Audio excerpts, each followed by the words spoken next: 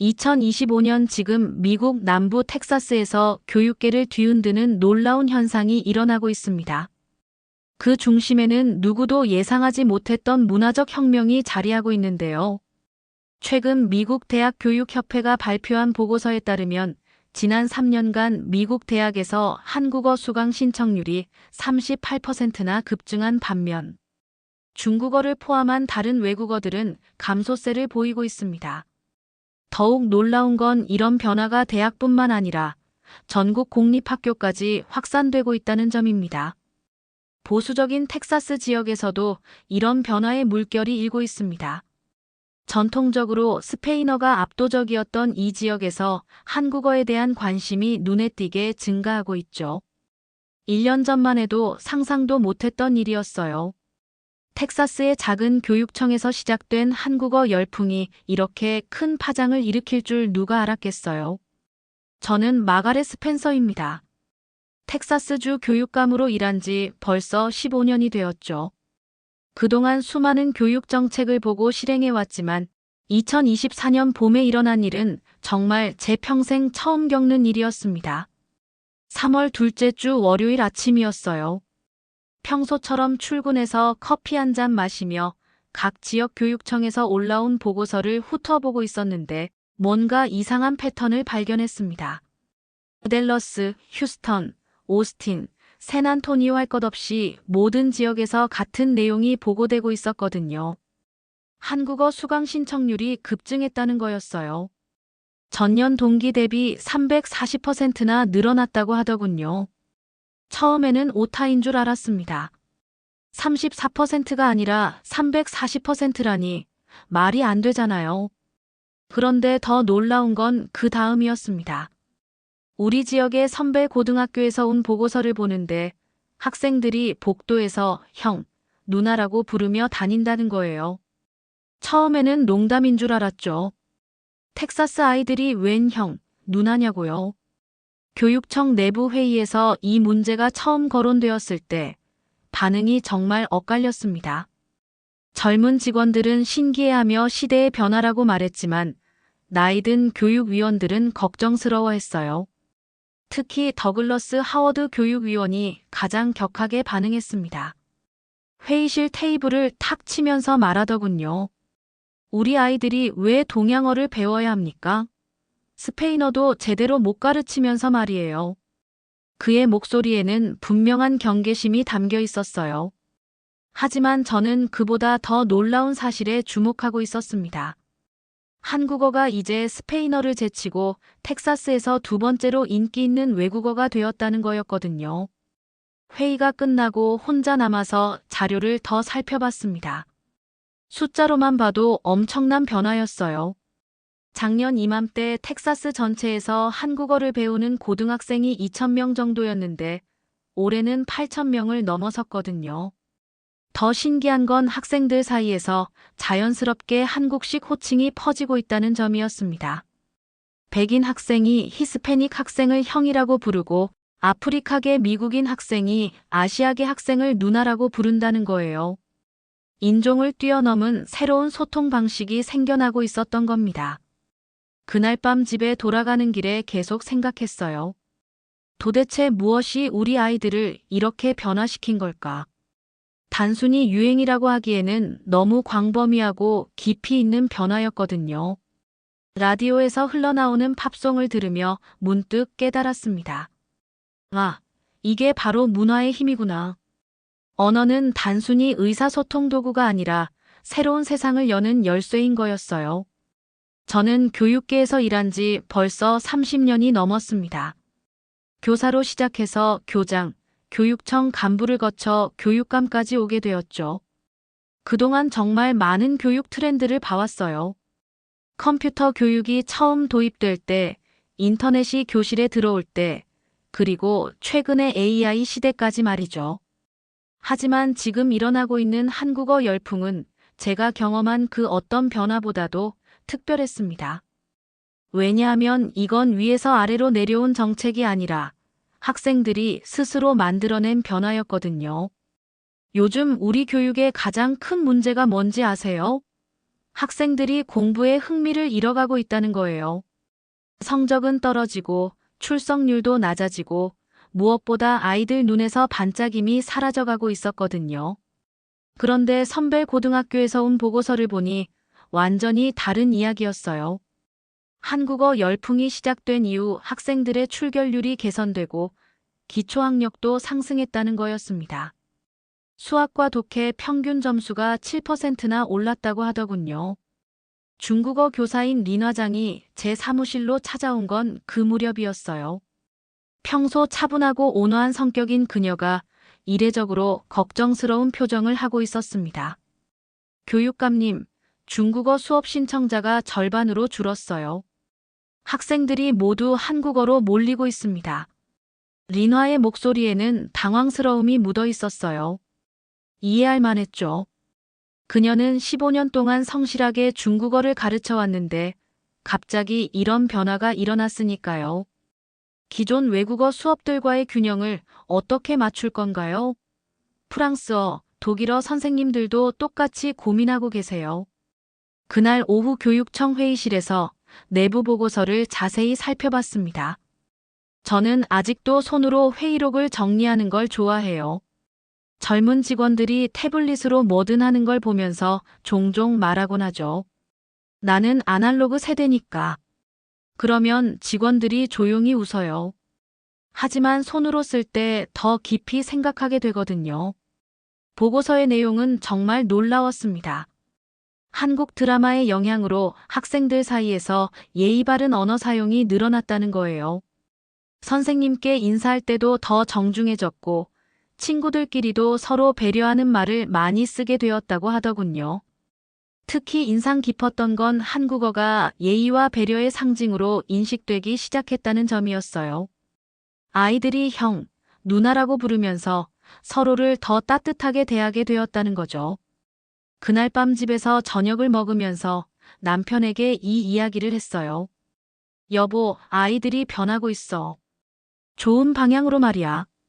남편이 신문을 내려놓으면서 물었습니다. 어떻게 변하는데?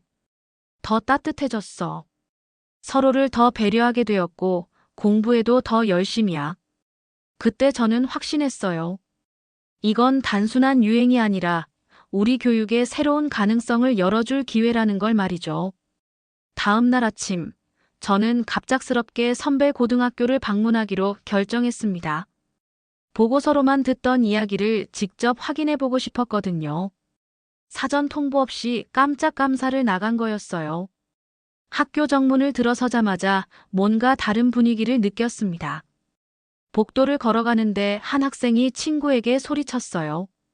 대박이야. 처음에는 그냥 지나쳤는데 계속 들으니까 아이들이 정말 자주 쓰더군요. 대박, 진짜 화이팅 같은 말들을 자연스럽게 섞어서 쓰고 있었어요. 교실마다 들러보니 더 놀라웠습니다. 칠판 구석에 화이팅, 고생했어 같은 한국어 문구가 붙어 있더군요. 아이들이 직접 적어서 붙인 거였어요. 쉬는 시간에는 드라마에서 본 대사를 따라하면서 깔깔거리고 있었고요. 한 교실에서 들은 대화가 정말 인상 깊었어요.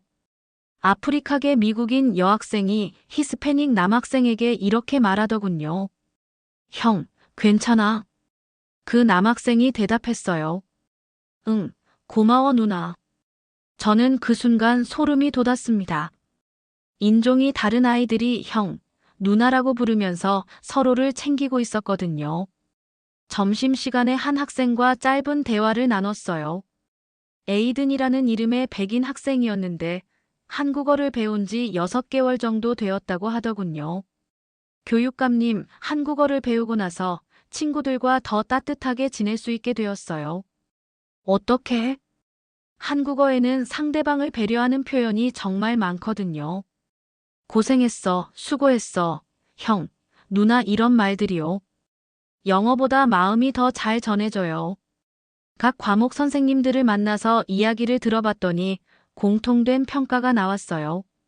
학생들이 예전보다 수업에 더 집중하고 발표할 때도 자신감이 늘었다는 거였습니다. 수학 선생님인 존슨이 특히 인상 깊은 이야기를 해주었어요. 아이들이 틀려도 서로 놀리지 않아요. 대신 화이팅이라고 응원해주죠. 교실 분위기가 완전히 달라졌습니다. 점심시간에 더 놀라운 일이 있었어요. 한 학생이 태블릿을 가지고 와서 보여주더군요. 교육감님, 이건 한글로 된 AI 번역 앱이에요. 호기심이 생겨서 태블릿을 받아들고 직접 써봤어요. 화면에 안녕하세요라는 글자를 천천히 써보았죠. 한글을 써본 건 그때가 처음이었거든요. 한 여학생이 소리쳤습니다. 교육감님이 한글 쓰셨어요. 저는 당황스러우면서도 기분이 좋았어요. 그래서 웃으면서 말했죠. 이 나이에 배운다는 건 좋은 일이죠. 하지만 모든 반응이 긍정적이지만은 않았어요. 오후에 리나와 만났을 때 정면으로 부딪혔거든요. 교육감님, 이런 식으로 한국어만 특별 대우하시면 다른 언어는 어떻게 됩니까?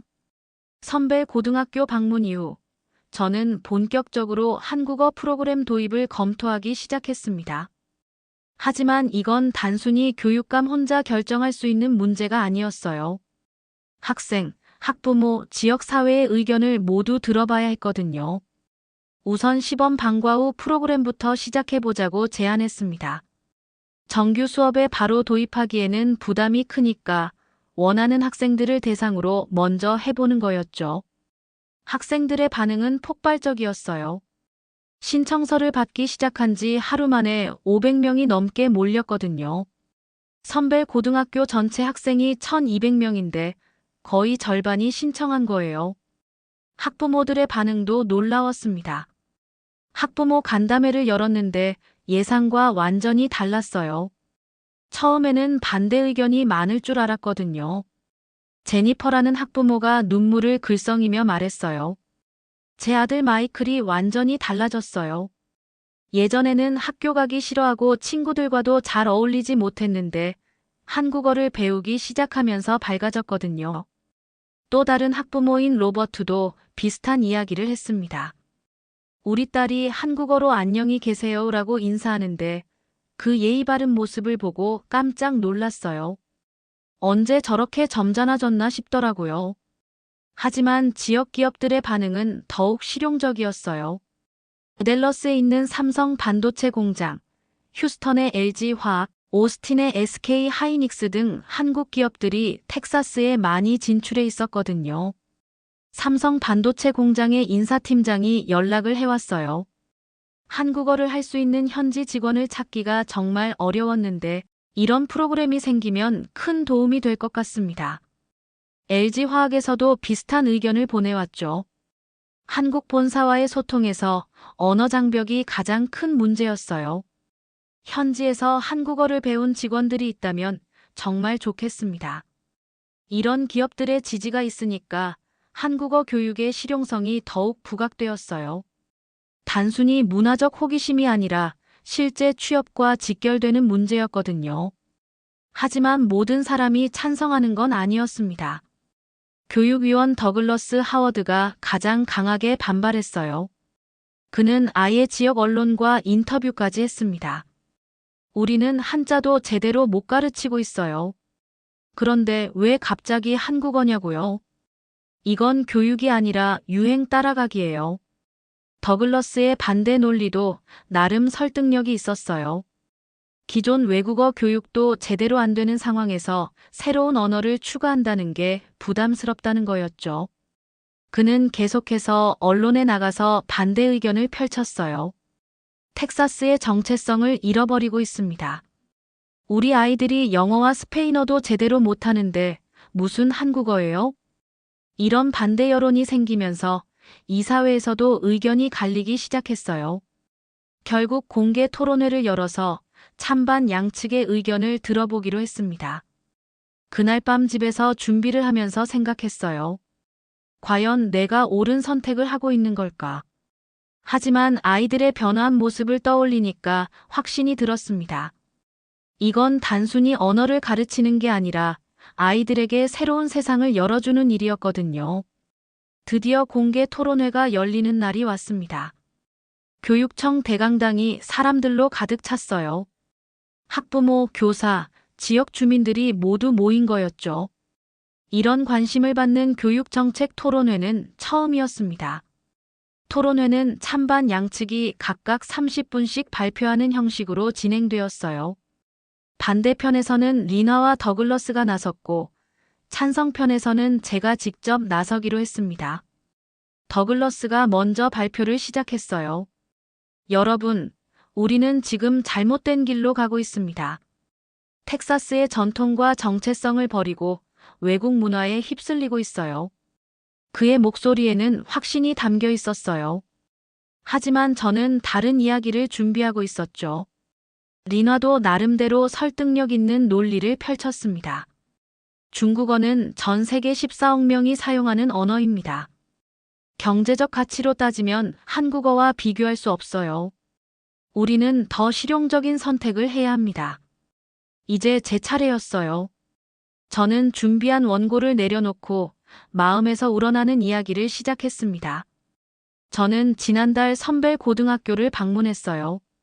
그곳에서 본 건 숫자로 설명할 수 없는 변화였습니다. 강당이 조용해졌어요. 모든 사람이 제 이야기에 집중하고 있었죠. 한 백인 학생이 히스패닉 학생을 형이라고 부르더군요. 아프리카계 미국인 여학생이 아시아계 남학생을 오빠라고 불렀어요. 이건 단순히 언어를 배우는 게 아니에요. 서로를 이해하고 배려하는 방법을 배우는 거죠. 저는 계속해서 디지털 시대에서 한글의 중요성에 대해서도 말했어요.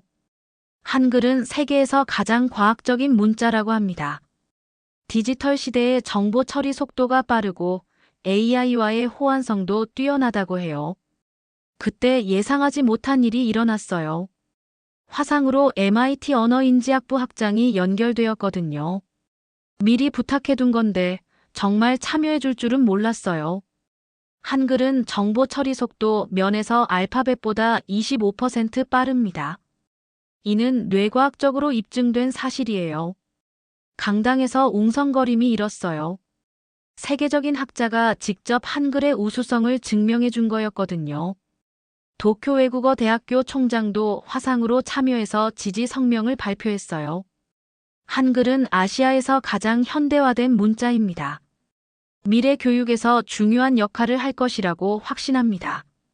이런 국제적인 지지가 있으니까 분위기가 완전히 바뀌었어요. 더글러스도 당황스러워하는 표정이었죠. 마지막에 제가 가장 감동적인 사례를 이야기했습니다. 며칠 전에 한 학부모가 전화를 했어요. 자기 아들이 한국어를 배우면서 형, 누나라는 호칭을 쓰기 시작했는데 그러면서 인종이 다른 친구들과도 진짜 가족처럼 지내게 되었다는 거예요. 제 목소리가 떨렸어요. 정말 감동적인 이야기였거든요. 이게 바로 교육이 추구해야 할 목표 아닐까요? 서로 다른 배경을 가진 아이들이 하나가 되는 것 말이에요. 토론이 끝나고 이사회 투표가 시작되었어요. 긴장되는 순간이었죠. 결과는 7대 3으로 한국어 방과 후 수업 개설이 승인되었습니다. 강당에서 박수가 터져 나왔어요. 특히 학생들과 학부모들이 가장 기뻐했죠. 저도 안도의 한숨을 쉬었습니다. 그날 밤 집에 돌아가서 남편에게 말했어요. 드디어 해냈어. 고생 많았어, 여보. 하지만 저는 알고 있었어요. 이건 시작일 뿐이라는 걸 말이죠. 이제 정말 중요한 건 이 프로그램을 성공적으로 운영하는 거였거든요. 한국어 방과 후 프로그램이 시작된 건 5월 첫째 주였습니다. 저는 첫 수업날 일부러 선벨 고등학교를 방문했어요. 과연 어떤 모습일지 정말 궁금했거든요. 교실에 들어서니 50명의 학생들이 앉아 있었습니다. 백인, 히스패닉, 아프리카계 미국인, 아시아계까지 정말 다양한 학생들이었어요. 이런 다양성을 한 교실에서 보는 게 쉬운 일은 아니거든요. 한국어 선생님은 서울에서 온 김민지 씨였어요. 20대 후반에 밝고 에너지 넘치는 분이었죠. 처음에는 영어로 자기소개를 했는데 학생들이 벌써 한국어로 대답하려고 하더군요. 안녕하세요. 학생들이 일제히 외쳤어요. 발음이 서툴렀지만 열정만큼은 대단했습니다. 김 선생님이 한글 자음 모음을 칠판에 쓰기 시작했어요. 기역, 니은, 디귿, 리을부터 시작해서 아, 야, 여까지 말이죠. 학생들이 따라 쓰는 모습을 보니 감동적이더군요. 특히 인상 깊었던 건 마커스라는 아프리카계 미국인 학생이었어요. 그 아이가 한글을 써보면서 소리쳤거든요. 와, 이거 진짜 신기해요. 영어보다 규칙적이네요. 옆에 앉은 에밀리아라는 히스패닉 여학생도 맞장구 쳤어요. 맞아, 스페인어보다도 쉬운 것 같아. 김 선생님이 설명했습니다. 한글은 소리나는 대로 쓸 수 있어요. 영어처럼 복잡한 규칙이 없죠. 30분쯤 지났을 때 놀라운 일이 일어났어요. 학생들이 벌써 자기 이름을 한글로 쓰기 시작한 거예요. 마이클은 마이클, 제시카는 제시카 이런 식으로 말이죠. 수업이 끝날 무렵 김 선생님이 간단한 인사말을 가르쳐 줬어요. 안녕하세요. 만나서 반갑습니다. 감사합니다. 죄송합니다. 학생들이 따라하는데 정말 열심이었어요. 특히 감사합니다와 죄송합니다를 배울 때 반응이 좋았습니다. 이런 정중한 표현이 좋아요. 영어보다 마음이 더 잘 전해지는 것 같아요. 한 학생이 그렇게 말하더군요. 수업이 끝나고 복도에서 학생들과 이야기를 나눴어요. 에이든이 다가와서 말했습니다. 교육감님, 정말 감사해요. 이런 기회를 만들어 주셔서요. 어때? 재미있어? 네, 정말 재미있어요. 그런데 더 중요한 건 친구들과 더 가까워진 것 같아요. 그 말을 듣고 가슴이 뭉클했어요. 제가 기대했던 바로 그 효과였거든요. 일주일 후 더 놀라운 소식이 들려왔어요. 다른 학교에서도 한국어 프로그램을 요청하기 시작한 거예요. 댈러스의 링컨 고등학교, 휴스턴의 잭슨 고등학교에서 연락이 왔습니다. 우리 학교에도 한국어 프로그램을 만들어 주실 수 있나요? 텍사스주 전체로 확산되는 속도가 정말 빨랐어요. 한 달 만에 12개 학교에서 요청이 들어왔거든요. 하지만 더 놀라운 건 학생들의 변화였어요. 한국어를 배우기 시작한 학생들의 다른 과목 성적도 올라가기 시작한 거예요. 언어에 대한 감각이 전반적으로 좋아진 것 같습니다. 이런 긍정적인 효과들이 나타나니까 반대했던 사람들도 조금씩 마음을 바꾸기 시작했어요. 심지어 더글러스도 태도가 달라졌습니다. 결과가 나쁘지 않은 것 같네요. 그가 그렇게 말했을 때 저는 속으로 웃었어요. 처음 반대할 때의 격한 모습과는 완전히 달랐거든요. 그날 밤 집에서 뉴스를 보는데 정말 깜짝 놀랐어요. 텍사스의 한국어 교육 프로그램이 전국 뉴스에 나온 거예요. CNN에서 특별 리포트로 다뤘습니다. 텍사스에서 시작된 한국어 열풍이 미국 교육계에 새로운 바람을 일으키고 있습니다. 리포터가 선별 고등학교를 직접 취재한 영상도 나왔어요. 학생들이 한국어로 인사하고 대화하는 모습이 전국에 방송된 거였죠. 그 순간 저는 깨달았어요. 이게 단순히 텍사스만의 일이 아니라 미국 전체에 영향을 줄 수 있는 일이라는 걸 말이죠. CNN 방송 이후 정말 상상도 못한 일들이 벌어지기 시작했습니다. 전국 각지에서 연락이 쏟아져 들어온 거예요. 캘리포니아, 뉴욕, 플로리다 교육청에서 텍사스 모델을 도입하고 싶다고 했습니다. 특히 캘리포니아 교육청에서 온 전화가 인상 깊었어요. 스펜서 교육감님, 저희도 한국어 프로그램을 시작하고 싶습니다. 노하우를 공유해 주실 수 있나요? 뉴욕에서도 비슷한 요청이 왔어요. 맨해튼의 10개 고등학교에서 한국어 수업을 도입하려고 합니다. 선생님 추천해 주실 수 있나요? 한 달 만에 15개 주에서 연락이 왔습니다. 이런 반응은 정말 예상하지 못했어요. 더 놀라운 건 한국에서도 관심을 보이기 시작한 거예요. 한국 교육부에서 공식 서한이 왔습니다. 텍사스의 한국어 교육 프로그램에 깊은 감사를 표합니다. 한국 정부 차원에서 지원하고 싶습니다. 며칠 후 한국교육부 국제교육원 원장과 화상회의를 하게 되었어요. 박승호 원장이라는 분이었는데 정말 열정적인 분이더군요. 스펜서 교육감님, 정말 대단한 일을 하셨네요. 한국어가 이렇게 사랑받는 모습을 보니 감동적입니다. 박 원장은 구체적인 지원 방안을 제시했어요. 한국에서 우수한 한국어 교사들을 파견하겠습니다. 교재와 교육 자료도 무료로 제공하고요. 그뿐만 아니라 한국의 대기업들도 관심을 보였어요. 삼성, LG, 현대 등에서 장학금을 지원하겠다고 했습니다. 이런 지원이 있으니까 프로그램이 더욱 탄탄해졌습니다. 6월에는 텍사스 전체에서 한국어를 배우는 학생이 2만 명을 넘어섰어요. 하지만 가장 감동적이었던 건 학생들의 변화였습니다. 한 학부모가 보낸 편지를 지금도 잊을 수 없어요. 제 딸 사라가 한국어를 배우기 시작한 후 완전히 달라졌어요. 예전에는 내성적이고 친구들과 어울리지 못했는데 지금은 한국어 동아리 회장을 하고 있습니다. 또 다른 편지도 있었어요. 아들 데이비드가 한국어로 저에게 편지를 썼어요. 엄마 고생 많으셨어요. 사랑해요라고 썼더군요. 그 정성스러운 한글을 보고 눈물이 났습니다. 7월에는 더 큰 변화가 있었어요. 텍사스 주지사가 직접 한국어 교육 프로그램을 격려하러 온 거예요. 이 프로그램은 텍사스의 자랑입니다. 우리 아이들이 세계와 소통하는 능력을 키우고 있어요. 주지사의 지지가 있으니까 정치적인 반대 목소리도 많이 줄어들었어요. 2024년이 끝나갈 무렵, 저는 정말 믿기 어려운 통계를 받아봤습니다. 텍사스 전체에서 한국어를 배우는 학생이 5만 명을 넘어선 거예요. 1년 전만 해도 2천 명이었는데 25배나 늘어난 거였죠. 더 놀라운 건 다른 주들의 상황이었어요. 캘리포니아에서 3만 명, 뉴욕에서 2만 명, 플로리다에서 1만 5천 명이 한국어를 배우고 있었습니다. 미국 전체로는 15만 명이 넘었어요. 12월에 열린 전국 교육감 회의에서 저는 발표를 하게 되었습니다. 주제는 한국어 교육의 성과와 미래였어요. 1년 전만 해도 저는 이런 변화를 상상하지 못했습니다.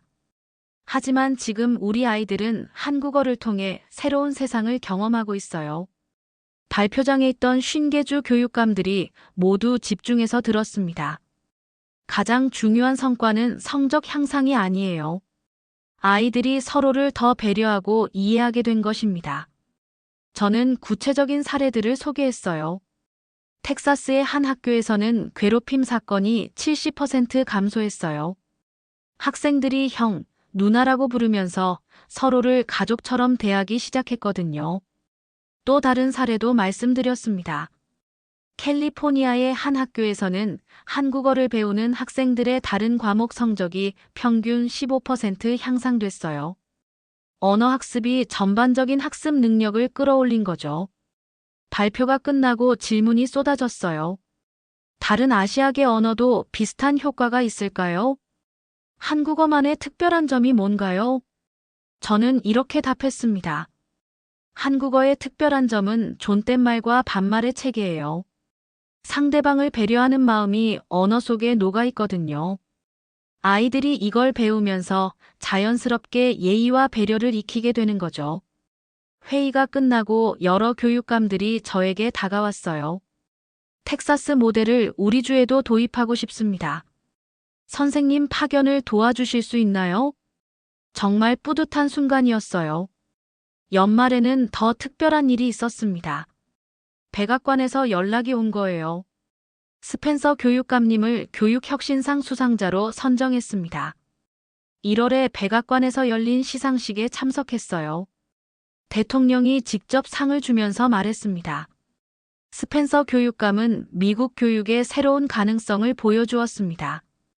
언어 교육을 통해 문화적 이해와 인성 교육을 동시에 달성한 것은 정말 훌륭한 성과입니다.